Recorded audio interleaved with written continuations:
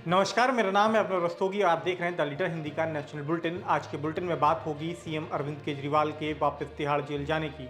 Exit poll में भाजपा को 400 पार सीटें मिलने पर राहुल गांधी और अखिलेश यादव की रिएक्शन की। झांसी के उस कातिल पिता की जिसने अपने ही मासूम की लाश को खूंटी पर टांग दिया। एक्ट्रेस रवीना टंडन की जो बुजुर्ग महिला से मारपीट के आरोपों में घिर गई।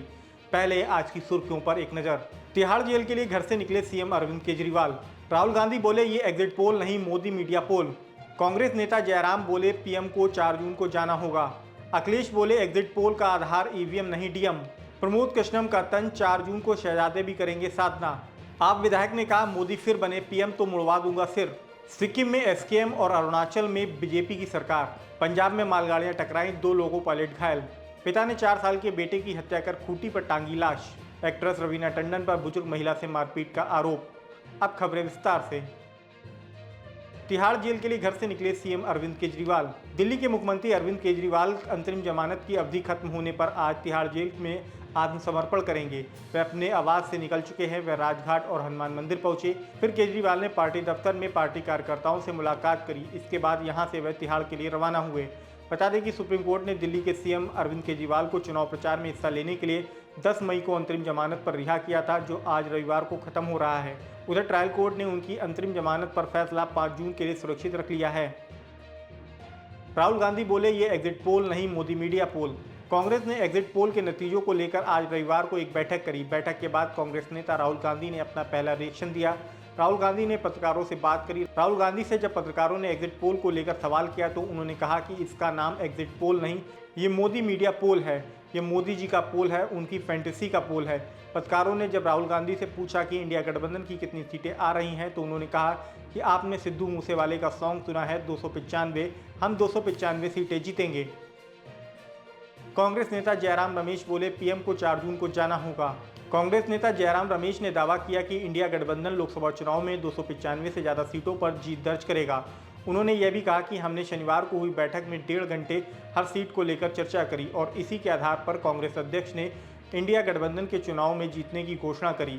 जयराम रमेश ने एग्जिट पोल के नतीजों को एक मनोवैज्ञानिक खेल बताते हुए कहा कि हम जानते हैं कि निवर्तमान पीएम को निश्चित रूप से 4 जून को जाना होगा। अखिलेश यादव बोले एग्जिट पोल का आधार ईवीएम नहीं डीएम। 7वें चरण के मतदान के बाद शनिवार को एग्जिट पोल के आंकड़े जारी कर दिए गए, जिसमें एनडीए को एक बार फिर से प्रचंड बहुमत मिलता हुआ नजर आ रहा है। वहीं इंडिया गठबंधन बहुमत के आंकड़े से काफ़ी दूर नजर आ रहा है। इसको लेकर सपा मुखिया अखिलेश यादव ने पहली प्रतिक्रिया दी है। अखिलेश यादव ने नतीजों में गड़बड़ी की आशंका जाहिर की है। उन्होंने एक्स पर पोस्ट करते हुए लिखा कि एग्जिट पोल का आधार ईवीएम नहीं डीएम है। प्रमोद कृष्णम का तंज 4 जून की शाम शहजादे भी करेंगे साधना। लोकसभा चुनाव के एग्जिट पोल सामने आने के बाद कांग्रेस के पूर्व नेता आचार्य प्रमोद कृष्णम ने राहुल गांधी पर बड़ा हमला बोला। उन्होंने एक्स पर लिखा कि 4 जून की शाम शहजादे भी साधना करने जाएंगे। गुफा की तलाश जारी है। इस बार आए सभी एग्जिट पोलों में बीजेपी की शानदार वापसी दिख रही है। कुछ ने तो एनडीए की 400 सीटें आने का अनुमान भी लगाया है। आप विधायक ने कहा कि मोदी फिर बने पीएम तो मुंडवा दूंगा सिर। दिल्ली में आम आदमी पार्टी के विधायक और नई दिल्ली लोकसभा सीट से उम्मीदवार सोमनाथ भारती ने एग्जिट पोल जारी होने के बाद कहा कि अगर नरेंद्र मोदी तीसरी बार भारत के प्रधानमंत्री बन गए तो वो अपना सिर मुंडवा देंगे। सोशल मीडिया प्लेटफॉर्म एक्स पर पोस्ट करते हुए भारती ने कहा कि मेरे शब्द लिख लीजिए। भारती ने कहा कि 4 जून को सभी एग्जिट पोल गलत साबित होंगे और मोदी जी तीसरी बार देश के प्रधानमंत्री नहीं बनेंगे। भारती ने दावा किया कि दिल्ली में सभी 7 सीटों पर इंडिया गठबंधन को जीत मिलेगी। सिक्किम में एसकेएम और अरुणाचल में बीजेपी की सरकार।